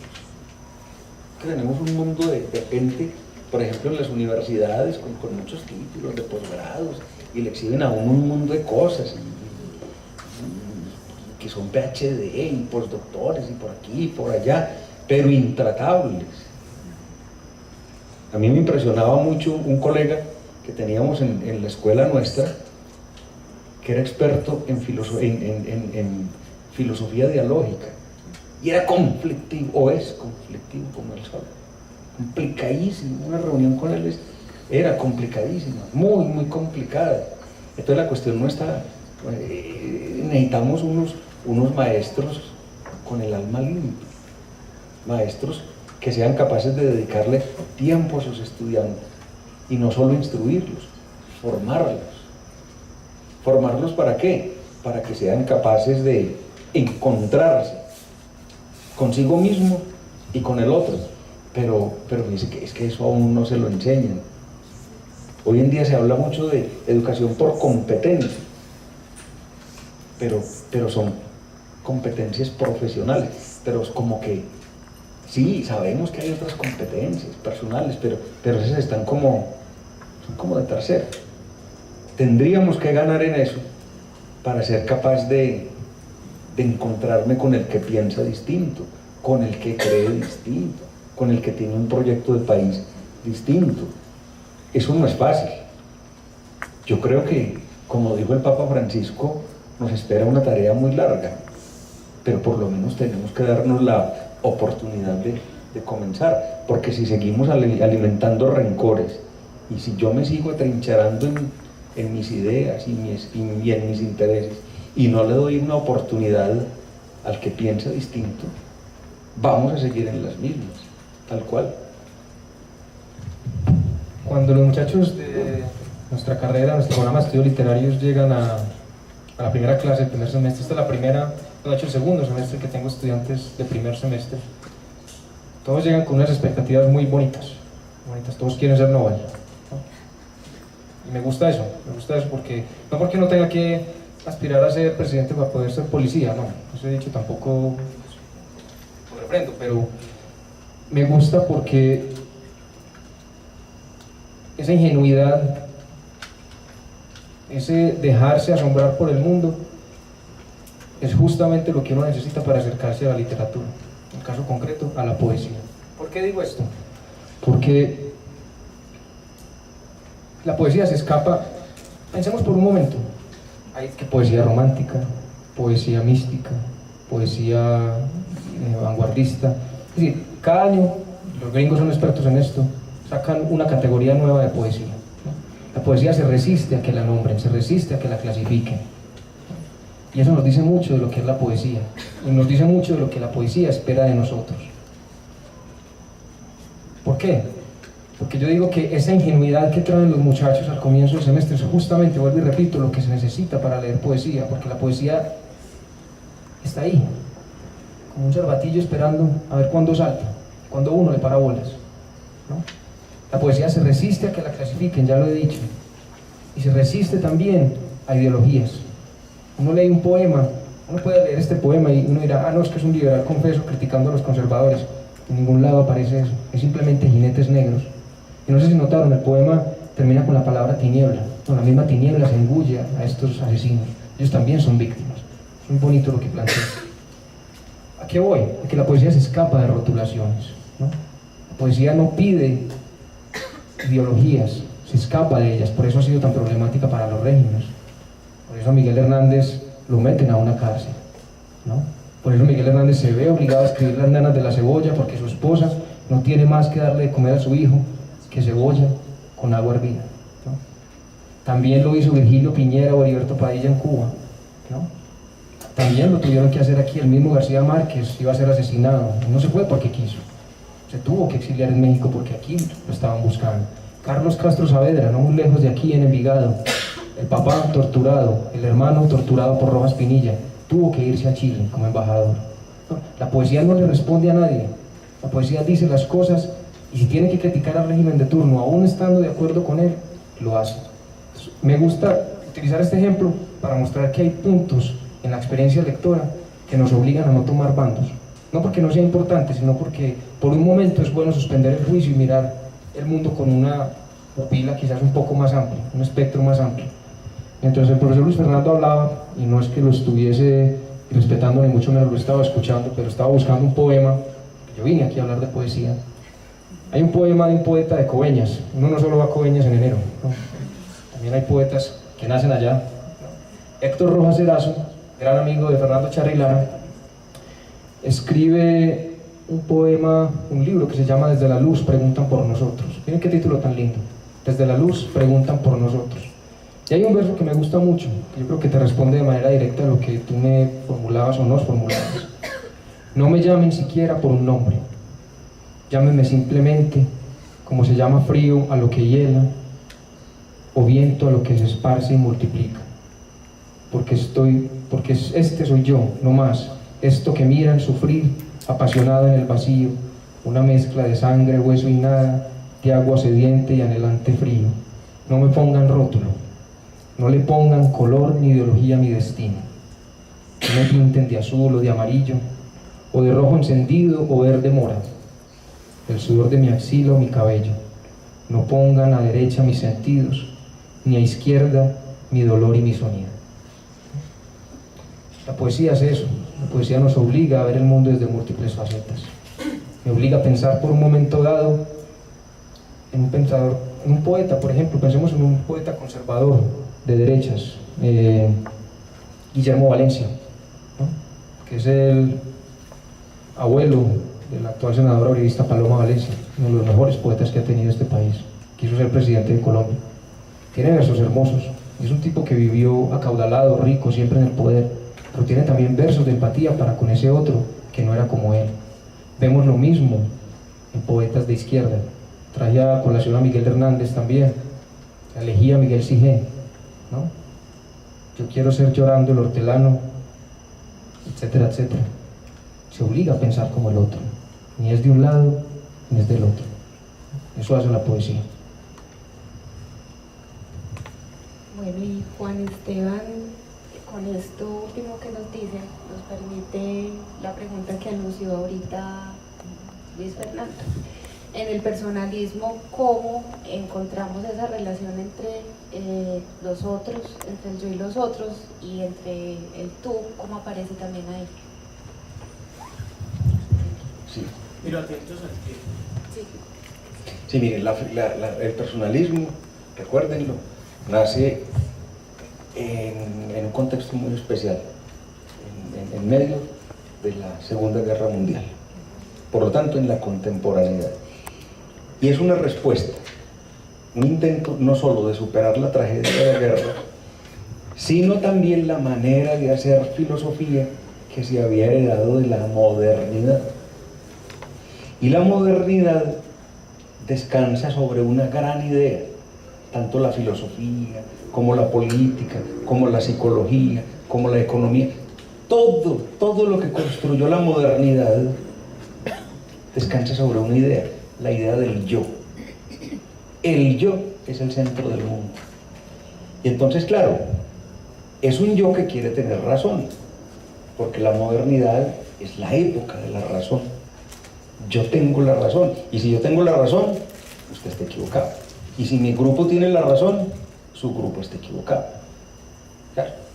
Acuérdense que Freud habla mucho del ego, en fin, es toda una filosofía basada en el yo. Y entonces, a raíz de la Segunda Guerra Mundial, se dan cuenta que la construcción de las construcciones de la modernidad son un peligro. Y entonces aparecen una serie de filosofías que quieren ir más allá del yo. Entonces, por ejemplo, podríamos mencionar una filosofía o una manera de pensar y de vivir contemporánea que es la posmodernidad. Y la posmodernidad quiere ir más allá del yo, pero por medio de la disolución del yo. ¿Y cómo se disuelve el yo? O por medio de los orientalismos, meditación trascendental, yo como que me diluyo en el nirvana, no sentir nada, no desear nada, budismo. O de una manera más sencilla, más occidental, por medio de la lúdica. Si la modernidad quería ser lógica, la posmodernidad quiere ser lúdica. Entonces yo voy más allá del yo por medio del entretenimiento, por medio de los deportes de riesgo, porque entonces no se trata de pensar, sino de sentir, ¿cierto? De disfrutar. Es una manera de disolverse, pero eso no resuelve nada. Levinas, que lo mencionó ahora Esteban, filósofo francés, muy interesante, entonces nos dice que hay una manera de ir más allá del yo, y es relacionándose con el otro. Bueno, ahí hay un paso ya importante, es el descubrimiento del otro. Una filosofía muy bonita. Pero es que cuando digo otro, todavía esa persona sigue estando como muy lejos. Es el otro. Y el otro es el que no soy yo. Entonces yo sigo siendo yo y él es otro. Entonces como que falta un puente. Y entonces ahí es donde aparecen un par de filosofías que tienden el puente. El personalismo cristiano y la filosofía dialógica judía. Porque ellos nos ayudan, ya no hablan del otro sino del tú. Entonces es que cuando yo le digo al otro tú, lo acerco. Ya como que siento que es semejante a mí. Ya como que hay lazos de empatía. Ya como que reconozco que es que se parece a mí y que puede sentir como yo. Y cuando le digo tú, es porque hay cierto grado de confianza. Yo a un desconocido no le voy a tratar de tú. Cuando yo ya doy el paso a tratar a alguien de tú, entonces ya le doy la oportunidad de que, venga, entendámonos, ¿cierto? O le estoy diciendo tú porque ya nos estamos entendiendo. Entonces, es que eso no es accidental, una filosofía que dialogue sobre el tú. Es que es darle la posibilidad al otro de que entre en mi mundo, y es pedirle al otro permiso para entrar en su mundo. A ver si nos entendemos. Entonces ya no es un otro, ya no, incluso yo siento que nosotros los latinoamericanos perdimos una gran riqueza de la lengua española. Nosotros nos tratamos de usted, sobre todo aquí en Antioquia. Los costeños y en Bogotá, en otras partes todavía se tratan de tú. Eso da unas posibilidades muy interesantes, pero cuando yo trato al otro de usted, como que lo estoy como alejando un poquito. Y digo que perdimos incluso una riqueza del español, y es la palabrita vosotros. A nosotros nos suena como de otra época. No, pero es que no es simplemente español clásico, es que vosotros es el plural de tú. Cuando yo digo ustedes, como que los estoy alejando, pero si yo dijera vosotros, estoy simplemente tratándolos a todos ustedes de tú, los estoy acercando. Entonces la filosofía personalista y la filosofía dialógica quieren ser una filosofía del encuentro, una filosofía de la cercanía, una filosofía en la que cada uno como que vaya encontrando su propia identidad, y no solo la identidad personal, porque seguiríamos dándole vueltas al yo, sino la identidad como grupo, la identidad como nación, la identidad como pueblo, la identidad como comuna, ¿cierto? Porque somos como un mundo de gente desfigurada, gente anónima. ¿Se acuerdan que les dije al principio que lo que hizo nacer el personalismo fue lo mucho que le dolió a Emmanuel Mounier tener que recibir cifras y no nombres, y tener que informar que había muerto un número y no una persona con una historia? Pues hombre, es que eso sigue pasando hoy en día. Uno va a ciertas oficinas y no le preguntan cómo se llama, le preguntan la cédula o le preguntan el ID, ¿cierto? Entonces uno sigue siendo un número, una cifra anónima en muchas partes. Entonces el personalismo nos dice, bueno, listo, estamos en un mundo transido por los sistemas, listo. Hombre, pero por lo menos al que se acerque, salúdelo, mírele, sonríale. Miren, mi papá murió hace 4 años de cáncer, y la primera médica, la primera persona que lo atendió era una oncóloga, y mi papá después de varias citas pidió que se la cambiara. Dijo, no, yo de señora no vuelvo. No le gustaba a esa señora. ¿Por qué? Entonces decía, es que no me mira. Ella sí me saluda y se sienta junto a su computador y me va interrogando, o no me mira. Y fuera de eso, no me llama por mi nombre, me dice señor. Y ya llevo varias veces yendo donde ella y todavía me dice señor. No me dice por el nombre, no me mira. Entonces pidió que le cambiaran el médico, y se lo cambiaron por el doctor Andrés Ávila. Ese nombre sí lo puedo decir. Mi papá estaba feliz con él, lo trataba bien. Lo que podía hacer Andrés por mi papá ya era nada, porque a mi papá ya le quedaba muy poquito, pero le ayudó como a morir tranquilo, acompañado. Es eso. Yo puede que no le resuelva la vida al otro, pero puedo caminar con el otro. Por eso es que el personalismo no es solo una manera de pensar, sino también una manera de vivir. Porque es que la compañía, la presencia, hay veces uno no encuentra qué decirle al otro, pero la compañía en silencio yo creo que también sana. Un saludo. El Papa ha dicho que hay unas palabritas que son mágicas. Por favor, gracias, permiso. Es que eso llena de calidez el mundo.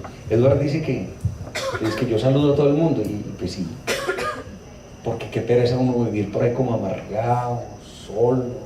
No, es muy bueno estar cerca de los otros, incluso con gente que uno sabe que piensa muy distinto a uno, pues uno se los gana y de pronto algo puede ser.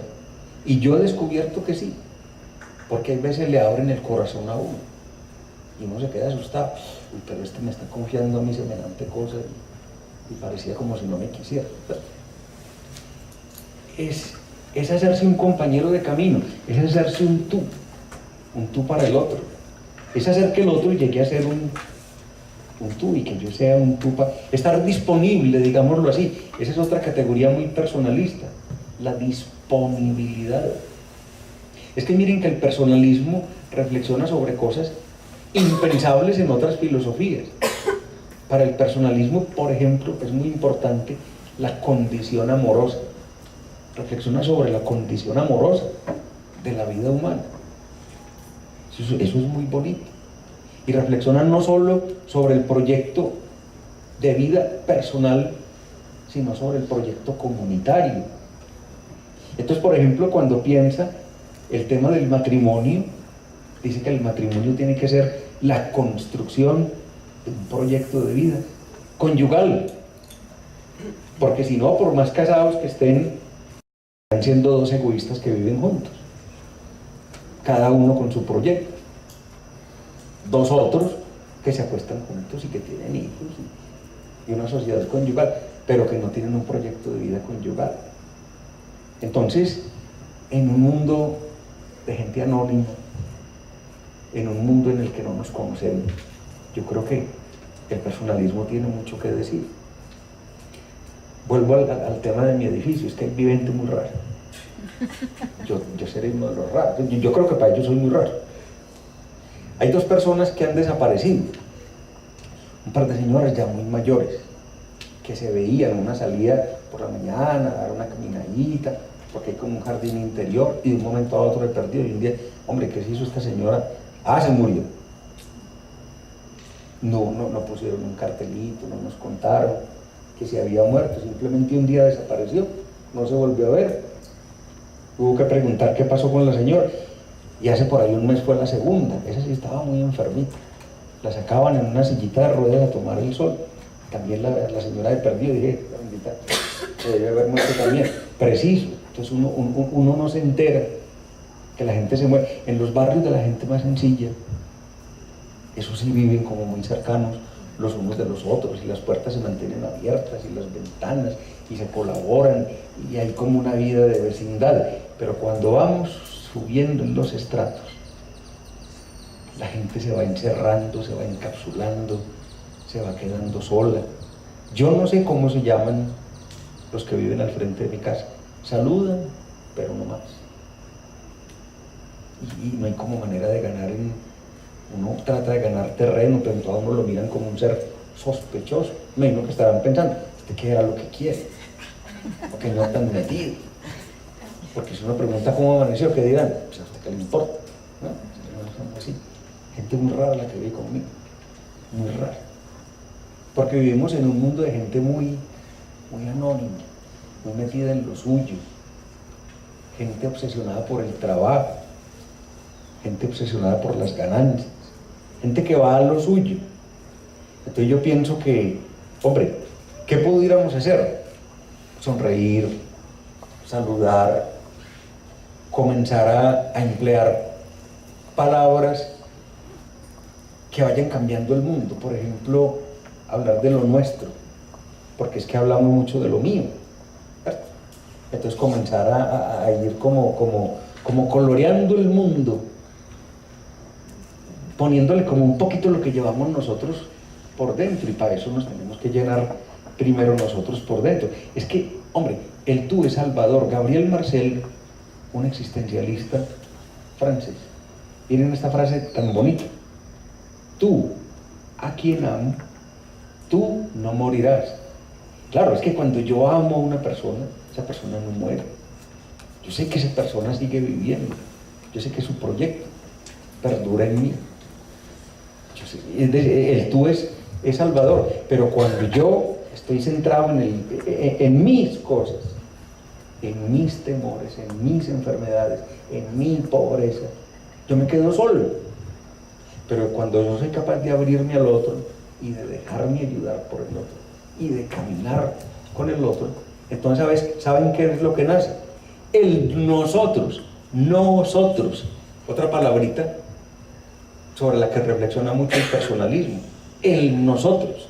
Entonces yo creo que en este momento de Colombia tendríamos que comenzar a pensar en un nosotros, no las FARC y los otros, sino un proyecto de pueblo colombiano, de nosotros, y comenzar a pensar en un nosotros en el colegio, en la universidad, en la oficina, en la ciudad. Desde luego, ese paso no es fácil de dar, y no seamos ilusos, no crean pues que todo el mundo se va a montar en este tren tan fácil, pero yo puedo comenzar. Esto es de Quijotes, pero ¿qué sería de la vida sin los Quijotes? Es decir, ¿qué hubiera sido de la literatura sin Don Quijote de la Mancha, que veía en una sinvergüenza, veía una señora nobilísima, que veía un castillo en un simple burdel, en un simple mesón, que veía gigantes en unos molinos de viento, veía un mundo mágico? Yo no estoy diciendo pues que tengamos que perder la razón como Don Quijote, que de tanto leer se le secó el seso.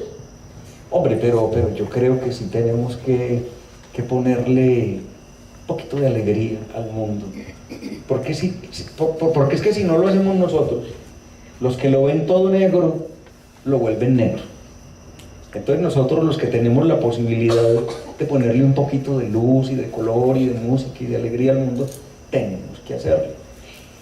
Eso sí, conscientes de que vamos a encontrar opositores, todos los que usted quiera, porque por ahí hay mucho amargado suelto.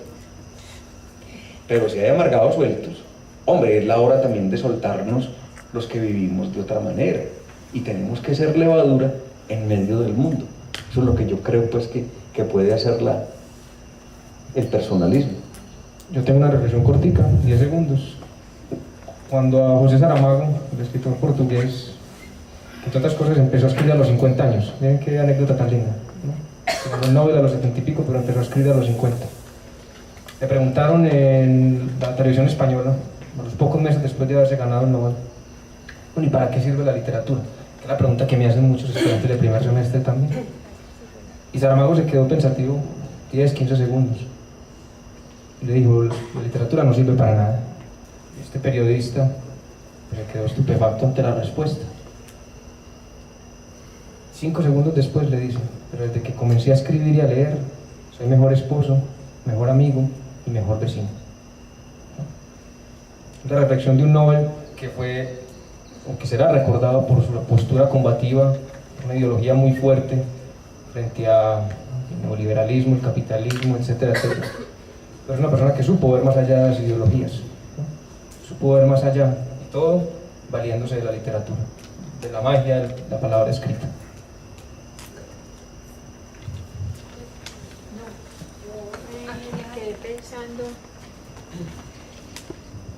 Me quedé pensando en la pregunta de ingeniera, que dijo que era ingeniera, y quería pues contarte, si quieres investigar más sobre esa parte del grupo. Soy trabajadora social ya pensionada, y Carolina Wear habla de por qué las personas buscan los grupos, si quieres profundizar en eso. Y lo otro es, estaba pensando en todo lo que ustedes estaban diciendo del yo y el tú, y Ignacio Lev tiene un libro que se llama La comunicación de las existencias, donde hace ese aporte del yo, el tú, para encontrar el nosotros, que creo que es lo que tenemos que hacer nosotros hoy en día, pues con este proceso que estamos viviendo, poniéndole a una palabra que a mí me gusta mucho, que es fruición, pasión a lo que hacemos y a lo que vamos viendo de la vida, ¿cierto? Poniéndole la parte positiva al asunto. Bueno, yo hace poquito estaba escribiendo un texto que se llama La construcción de una nueva mirada, y para construirlo pues yo estaba leyendo pues como historias de qué es construir una nueva mirada, y me encontré con que Einstein en algún momento le escribe a Freud preguntándole si alguna vez la estupidez humana pues va a tener un fin. Entonces le dice, pues porque es que el hombre piensa utilizar las bombas nucleares, pero no sabe cómo reconstruir el planeta, cómo, pues, ¿será que en algún momento tanta estupidez se va a acabar?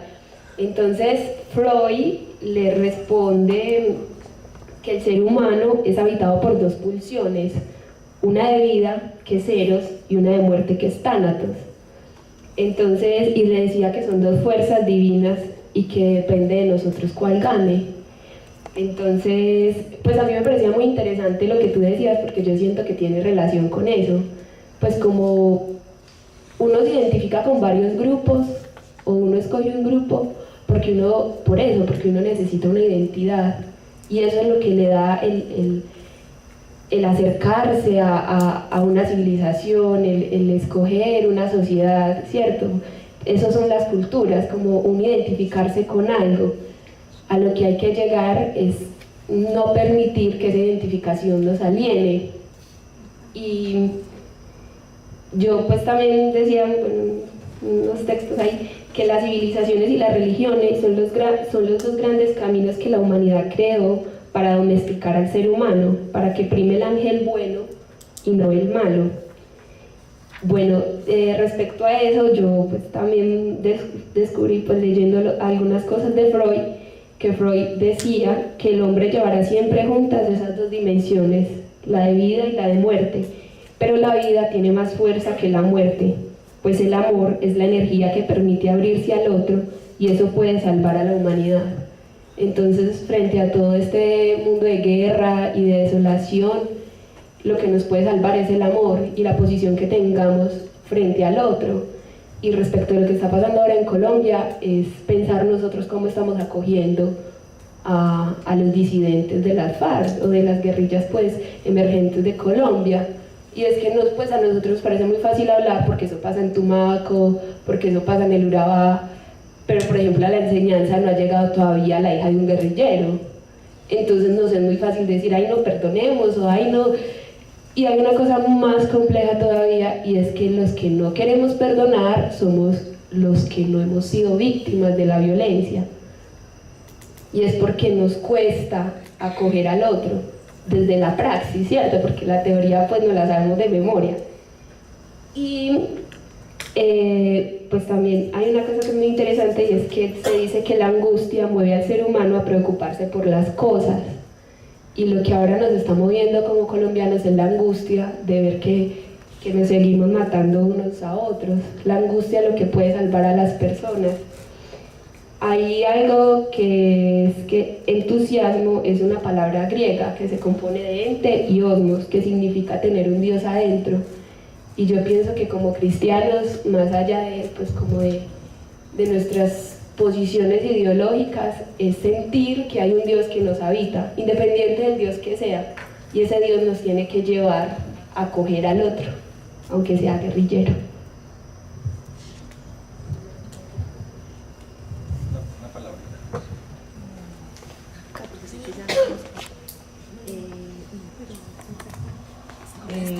No, muy chévere que traes eso, porque yo no tenía ni idea de eso de Einstein a Freud. Bacanísimo, sí, porque también lo que tú dices del tema del amor, pues lo que yo quería decir con lo que siempre me pregunto es que es más fácil para el ser humano que le digan qué pensar. O sea, cuando uno está en un grupo y el grupo le da lineamientos, es más fácil. Por eso el personalismo creo que es más difícil, en decir yo como persona voy a escucharlos a todos con tranquilidad y voy a hacer mi propia idea. Claro, eso sería lo ideal. No sé qué tan humano es, yo sé que sí es humano, pero no sé si es fácil llegar a eso, porque lo que ha sido humano hasta ahora es lo contrario, ¿cierto? Es sí, la pasión, todo. Y lo que tú dices del amor, ya para cerrar, creo que eso resume todo. Yo ahorita cuando ustedes estaban hablando, pensé en eso. A mí la maternidad me dio como otra visión del tema del amor. Me di cuenta que efectivamente yo tuve mucho amor en la niñez, porque uno no tiene como grandes frustraciones ni grandes odios, no he vivido tampoco por la guerra, pero ese es otro punto que a mí me preocupa mucho en Colombia y en el mundo. El amor nos puede salvar, el amor nos podría dar la herramienta para entender al otro y sintonizarnos, así no piense como él. pero el amor tiene que venir desde chiquitos, y creo que en Colombia hay muchísimos niños que no tienen amor de chiquitos, que tienen maltrato, y que es lo normal. De hecho, hasta no tiene que ser niños de estratos bajos, hay niños de estratos altos. El abandono puede ser, o el maltrato se manifiesta de muchas maneras. El mismo abandono, el mismo que no veo al niño nunca, lo crió la niñera, bueno, no sé, no, sin criticar a la que tenga niñera, ni mucho menos, porque es una herramienta muy válida. Pero sí creo que con más razón me preocupo, porque creo que el amor que uno siente de chiquito es capaz de proyectarlo cuando grande, así no se acuerde de sus papás ni de esos momentos.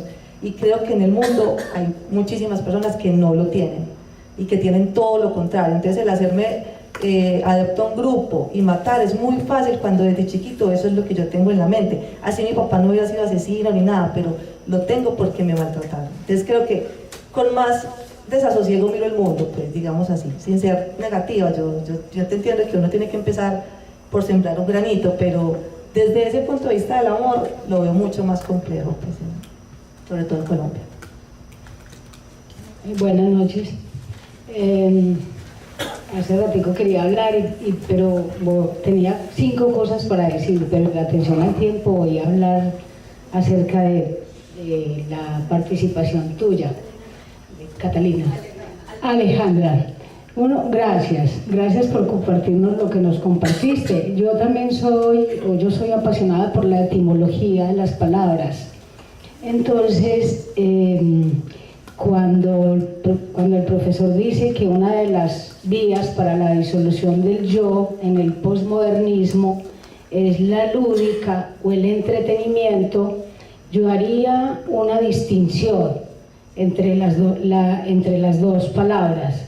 La lúdica es una dimensión humana y es muy distinta al entretenimiento. Entonces, la lúdica es el capitalismo, la lúdica es lo contrario, es el antónimo del negocio. La etimología de negocio es no ocio.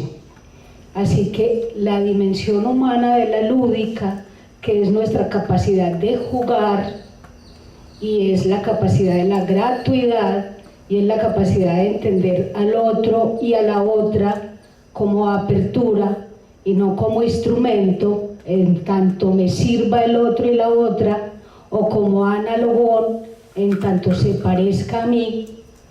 Entonces yo creo que es necesario recuperar esa dimensión lúdica, esa que saluda por la mañana en el ascensor, esa que es capaz de vivir gratuitamente y que reconoce la gratuidad.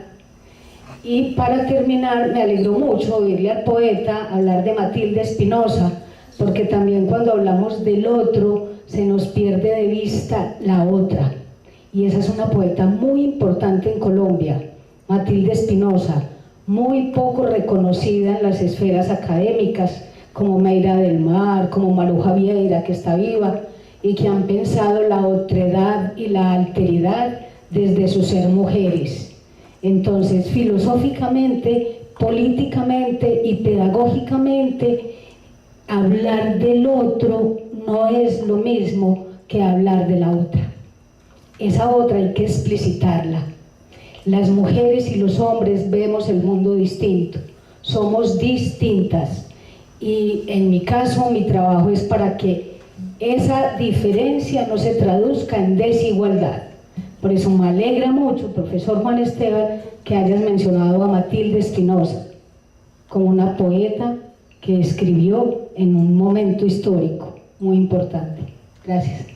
Bueno, entonces muchas gracias. Y por lo que habíamos dialogado, para cerrar, yo quería compartirles una anécdota, porque uno de los objetivos de la vida académica es que siempre esté retroalimentando la vida. Es un tema que sin duda ahorita no vamos a poder discutir ya por el tiempo, pero lo dejo como puntos suspensivos para en otro momento. Quiero compartirles una anécdota que creo que termina desafiando lo que hemos conversado hoy. Hace 2 años yo estaba como párroco en una parroquia por San Javier, en Juan 23, es una zona en la montaña. Y... ¿usted vive por allá? No, pero sí. Ah, bueno. Y entonces, un sábado que había mucho ruido, me fui para mi casa, no me llevé el carro de la parroquia y por la mañana a las 7 de la mañana yo pedí un Uber. Entonces me llamó la atención que el carro estaba como mal clasificado porque me llegó no un Uber Black que era más barato, no un Uber X sino un Black, y me llegó una flamante camioneta Hyundai y yo me sentí muy contento. Cuando me monté me di cuenta que era un odontólogo que estaba manejando a las 7 de la mañana un domingo y me llevó a la parroquia. Y la parroquia tiene muchas lomas y subiendo una loma nos encontramos de frente en una callecita muy estrecha, a este lado un anciano y a este lado un perro. Y el señor le tiró el carro al anciano. Lo logró esquivar, no lo tumbó del todo, y cuando le dije, ¿por qué hace eso? Estoy seguro que el señor iba para misa. Dijo, porque si atropello al anciano tendrá en la casa quien lo cuide, el pobre perrito no. En ese momento yo me di cuenta de que la alteridad en nuestra cultura está mutando, porque ya el perro tiene connotaciones de otro. Ahora, 2 años después, lo vivo desde otra manera patética, porque uno enamorado pues es un pobre cable pelado. Pero yo tengo por primera vez un sobrino, nació mi sobrinito Juan José, que lo quiero mucho, y me impacta que ya nadie, o muy poquito, o cada vez menos se sorprenden con los bebés. Si llevamos a Juan José a un centro comercial y hay 3 perros, la gente se va para donde los perros. Y eso innegablemente nos está cambiando un esquema, porque hoy la gente no quiere tener hijos, quiere tener perros. Eso me recuerda por allá un poquito a Schopenhauer, y es que como que tan decepcionado está de los hombres que ama más a su perro. Pero yo sé que ahí hay una cosa que tendríamos que revisar en la alteridad. ¿Qué es un otro? De hecho, la teología, la filosofía y la filosofía dialógica han utilizado para ello las mayúsculas. Hay un otro con mayúsculas, hay un otro que en otro no nos quedó en español, en inglés sí, en inglés hay un it, distinto a un he y a un she. Nosotros no tenemos el it, el italiano tampoco. Creo que el francés tampoco. Pero qué llamativo a qué le damos connotaciones, ya no otro, sino de tú. Porque ya cuando el perrito se le hace pedicure, se le pone el vestido, va a ver o se le lleva al psicólogo, se le da pastilla psiquiátrica, ya es un tú. Y eso pasa con el gato, ¿no? Quería dejar la anécdota para que en el ámbito de vivir con el otro, cómo estamos entendiendo y el otro, y sobre todo eso que impacta tanto a las nuevas generaciones, que ya son una generación de mascota, porque ya casi todas estas nuevas generaciones tienen mascota. Yo les agradezco mucho la presencia. El tercer miércoles de noviembre será dedicado por último a la mística, apertura a la mística, retorno a la naturaleza, vivir con el otro, apertura a la mística. Gracias por su presencia, su paciencia y participación. Feliz noche. Muchas gracias, Luis, Juan, Carlos.